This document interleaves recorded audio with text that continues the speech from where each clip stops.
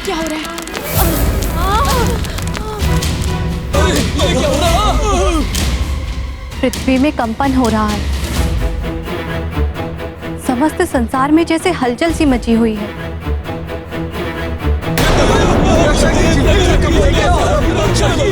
परंतु फिर भी प्रतीत हो रहा है जैसे कोई असाधारण, सुंदर और महान कार्य हो रहा हो।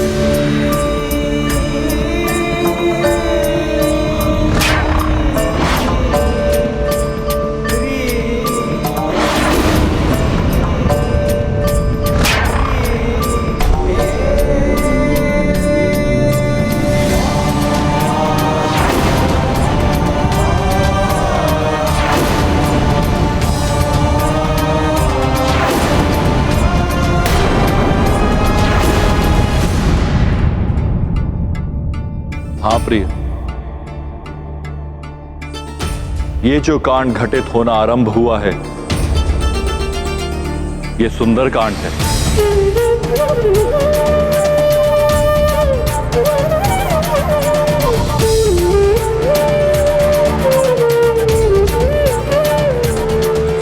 सुंदरकांड? हाँ देवेश्वरी, सुंदरकांड के नाम से ये जगत विख्यात होगा। श्री राम सुंदर, उनकी सुंदर भार्या देवी सीता को ढूंढने के लिए निकल पड़े हैं। अतुलित बल के धाम सुंदर हनुमान। यह अध्याय है एक असंभव लक्ष्य को पाने की यात्रा पर निकल पड़े कपीश हनुमान की अद्भुत पराक्रम से ओतप्रोत गाथा का, जो अंततः उस लक्ष्य को प्राप्त करेंगे। अनेकों दुर्हो परिस्थितियों पर विजय पाते हुए देवी सीता तक पहुंचेंगे, जो साक्षात देवी शक्ति का रूप है, जिनसे मिलकर हनुमान आत्म साक्षात्कार के प्रकाश से आलोकित हो उठेंगे। इसलिए इस अध्याय को सुंदरकांड की संज्ञा दी गई है। श्री राम कथा का यह अध्याय जन साधारण को समस्त कष्टों से मुक्ति दिलाकर जीवन को सरल एवं सुंदर बना देगा। श्री राम का नाम तो वैसे भी कल्याणकारी मंत्र है। उनकी गाथा के साथ हनुमान का पराक्रम भी जुड़ जाए तो उसका प्रभाव समस्त विपदाओं और आपदाओं को समाप्त करने वाला होगा ही। हाँ देवी, आने वाले युगों में जब किसी पर कोई विपदा आएगी, जैसे किसी का विवाह नहीं हो पा रहा हो, कोई संतानहीन हो, कोई जीविका के लिए धन का अर्जन नहीं कर पा रहा हो, किसी को कोई रोग सता रहा हो, किसी के परिवार में कोई अपना कर्म भूलकर भोग विलास में लीन हो, या परिवार का मुखिया मदिरा का दास बनकर दुराचारी हो गया हो, किसी की संतान रावण की ही भांति दुष्कर्मों में लिप्त हो गई हो, किसी के बने हुए कार्य बिगड़ रहे हों, या किसी को अपार कष्टों से मुक्ति नहीं मिल पा रही हो, उनके समस्त कष्टों का निवारण करेगा ये सुंदरकांड। बहुत ही अद्भुत महिमा है सुंदरकांड की। इसके लिए जनसाधारण को क्या करना होगा स्वामी? सुंदरकांड का पाठ करना होगा। सुंदरकांड का पाठ करने वाले, उसे सुनने वाले, उसे देखने वाले या कोई भी जीव जंतु उस स्थान पर उपस्थित होंगे, वे सब कष्टों से मुक्त होकर मोक्ष के अधिकारी हो जाएंगे। यही नहीं, सुंदरकांड की पुस्तक के समक्ष 2 पुष्प चढ़ाकर श्रद्धापूर्वक शीश नवाने वाले भी मोक्ष के अधिकारी होंगे। उनके समस्त कष्टों का निवारण हो जाएगा। जैसे कपीश हनुमान निकल पड़े हैं श्री राम के कष्टों का निवारण करने के लिए।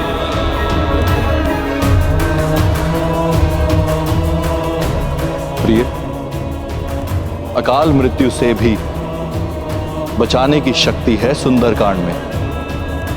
इसका पाठ करने और सुनने वाले को मृत्यु के मुख से भी खींचकर जीवित निकाल लाएगा ये सुंदरकांड। तो अब हनुमान की यात्रा के साथ ही आरंभ होता है ये अद्भुत सुंदर कांड।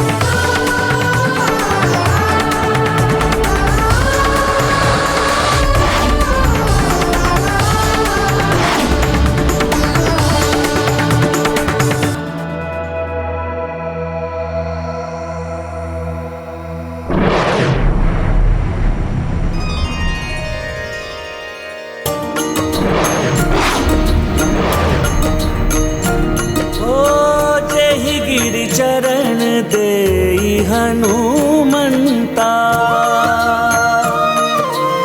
चलायु सोगा पताल तुरंता। जिमिया मोघ रघुपति कर बाना, एहि भांति चले हनुमाना। राम सिया राम जय हनुमान। राम सिया राम जय हनुमान।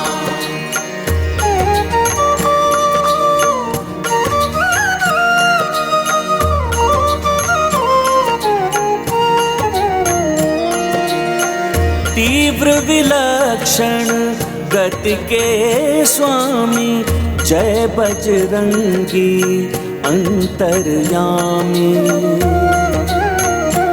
ओ तुम्हरे उर में राम बसो, को नहीं जग में तुम सो। राम सिया राम जय हनुमान। ये गाथा महाबली हनुमत की, रुचिकर लीला राम भगत की। जय जय जय रघुनंदन राम, जय जय जय महाबली हनुमान।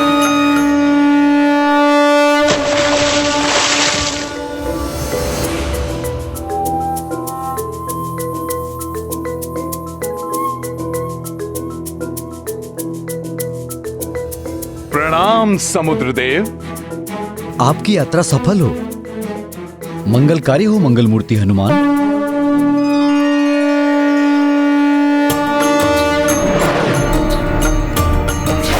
ओ राम काज को चले हनुमान,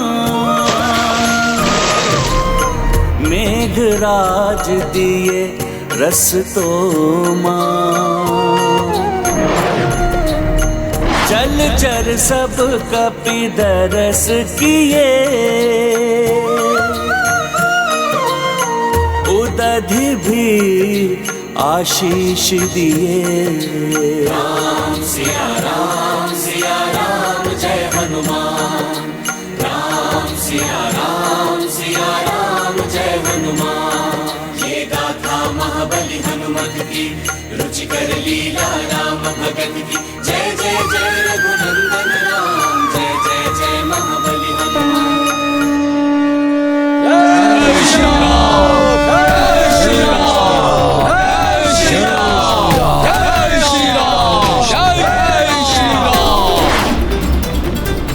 ये अनुपम कार्य हनुमान जी ही कर सकते थे। मेरा हृदय कहता है वे अवश्य ही सफल होंगे। हनुमान की ये अद्भुत उड़ान श्री राम के कार्य के लिए की गई सबसे बड़ी सेवा मानी जाएगी। हाँ काका श्री।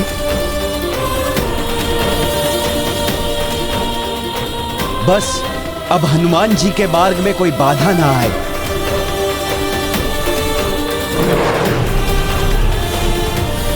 कोई भी बाधा, कोई भी विघ्न महाबली हनुमान की इस यात्रा को नहीं रोक सकता नल। जय श्री राम।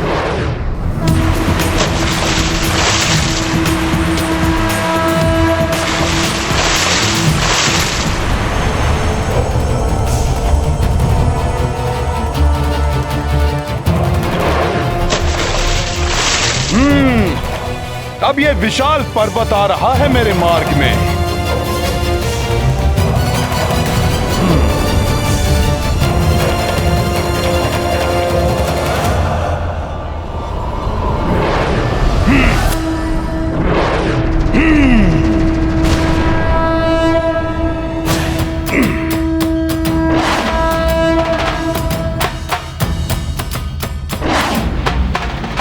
हनुमान जी की शक्ति के समक्ष तो बड़े से बड़े पर्वत भी कंकड़ के समान बिखर के रह जाएंगे। चाहे ऐसे कितने ही पर्वत मेरे मार्ग में क्यों ना आ जाएं, परंतु प्रभु श्री राम के मार्ग में कोई बाधा नहीं आने दूंगा मैं।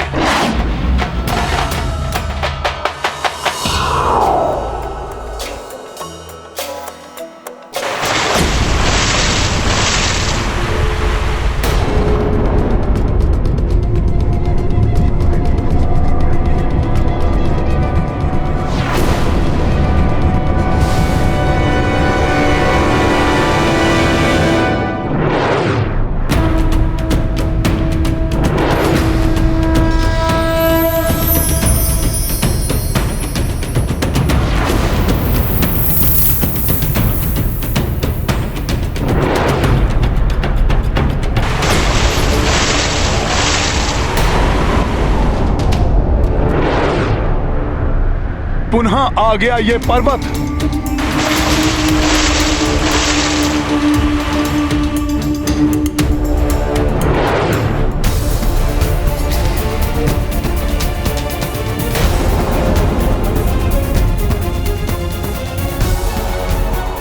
अच्छा, तो ये मुझे रोकने का प्रयास कर रहा है।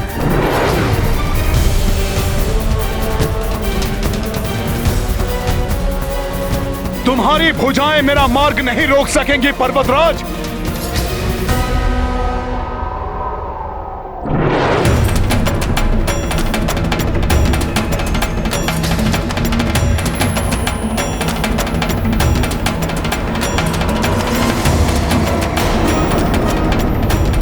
शांत हनुमान शांत। मैं आपका मार्ग रोक नहीं रहा हूं पवन पुत्र श्री राम भक्त हनुमान। मेरा प्रणाम स्वीकार करें। मैं शत्रु नहीं सेवक हूं।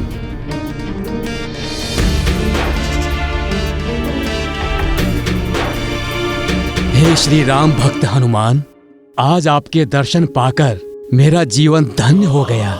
मेरे व्याकुल नयन सदियों से आपके दर्शन की प्रतीक्षा में तरस रहे थे। आज जाकर इन नेत्रों की ये साध पूर्ण हुई। हे श्री राम दूत, इस दीर्घ यात्रा में कुछ क्षण मुझ पर्वत पर विश्राम कर लीजिए। आपकी क्लांत हुई देह स्फूर्ति से भर उठेगी हनुमान। तब एक नवीन ऊर्जा के साथ पुनः आप श्री राम काज हेतु आगे बढ़ सकते हैं हनुमान। राम काज में विश्राम कैसा पर्वतराज? प्रभु का कार्य अविलंब पूर्ण करना है मुझे। और फिर मैं आप पर विश्राम क्यों करूं? मैं तो आपको जानता तक नहीं। मैं मैनाक पर्वत हूँ हनुमान जी, पर्वतराज हिमालय एवं माता मैना का पुत्र। आपके पिताश्री पवन देव के बड़े उपकार हैं मुझ पर। मेरे पिताश्री के उपकार? वो कैसे? ये सदियों पूर्व की घटना है पवन सुत, जब पर्वतों के भी पंख हुआ करते थे। गिद्धों की भांति आकाश में ऊंचाई तक तीव्र गति से उड़ने की क्षमता हुआ करती थी पर्वतों में।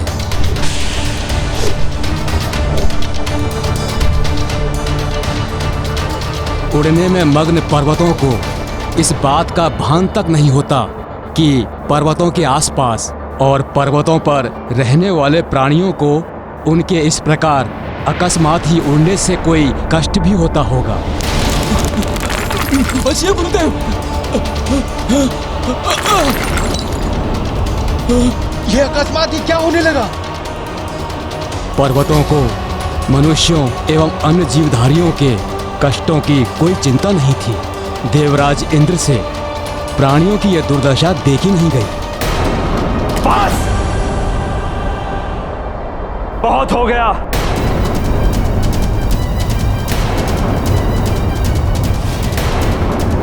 इन शक्ति के मत में डूबे पर्वतों ने, हम देवताओं की पूजा करने वाले मनुष्यों, हमें यज्ञ के द्वारा भविष्य प्रदान करने वाले ऋषियों एवं निरीह वन्य प्राणियों पर बहुत अत्याचार कर लिए। अब ये सब रोकना ही होगा। हाँ देवराज, उचित कह रहे हैं आप। पंखों के कारण ही उन्हें उड़ने की शक्ति मिली हुई है, जिसका अनुचित लाभ उठाते हुए ये कभी भी अकस्मात ही उड़ जाते, जिससे प्राणियों को बहुत कष्ट हो रहा है। सत्य कहा शनिदेव। ऋतुएं भी अपना प्रभाव नहीं डाल पाती।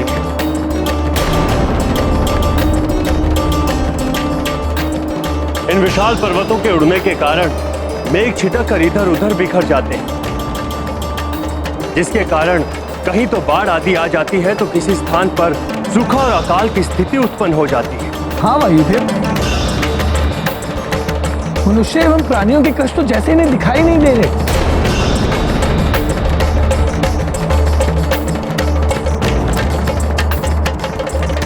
ये अन्याय और नहीं होने दूंगा मैं।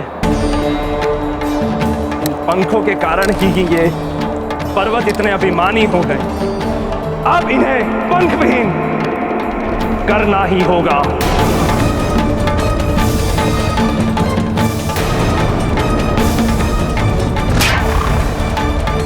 फिर क्या हुआ?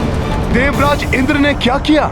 महाबली इंद्रदेव को रोकना तो किसी के लिए भी संभव नहीं था हनुमान।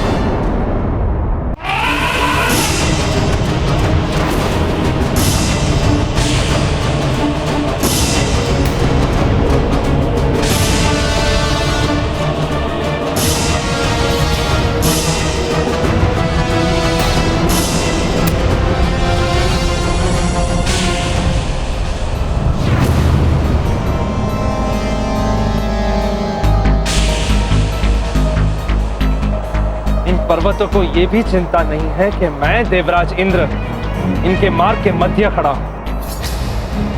ये बिना रुके स्पर्धा करते हुए आगे ही बढ़ते आ रहे हैं।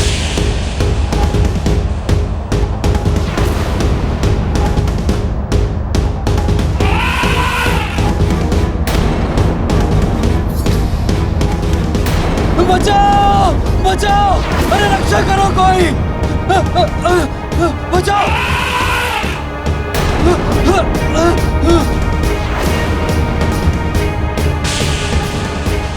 बस पर्वतों, बहुत हो गया तुम्हारा यह अत्याचार।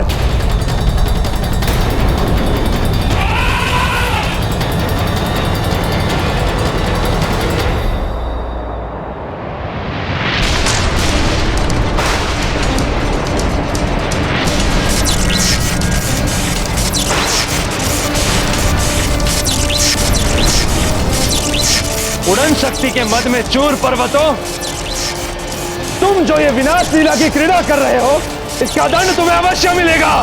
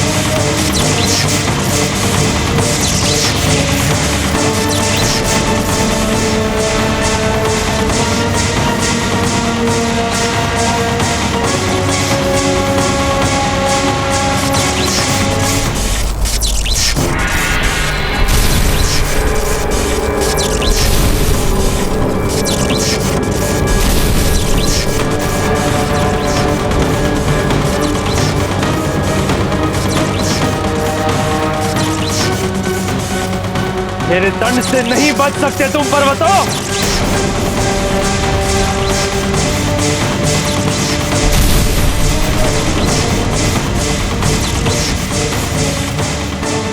किंतु आपके पंख तो अभी भी सुरक्षित हैं। आपके पिताश्री वायुदेव की उदारता के कारण ही मेरे पंख कटने से बच गए हनुमान। रक्षा कीजिए वायुदेव, रक्षा कीजिए। इंद्रदेव के प्रकोप से मेरी रक्षा कीजिए वायुदेव। प्रकट होइए वायुदेव। प्रणाम वायुदेव।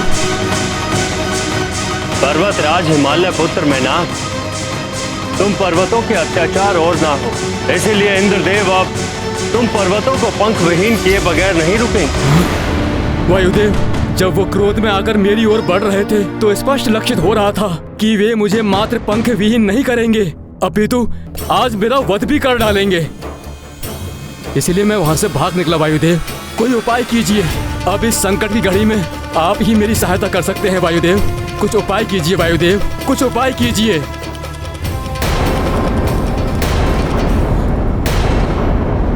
शक्तियों का प्रयोग सदैव दूसरों की सहायता एवं कष्ट हरने के लिए करना चाहिए।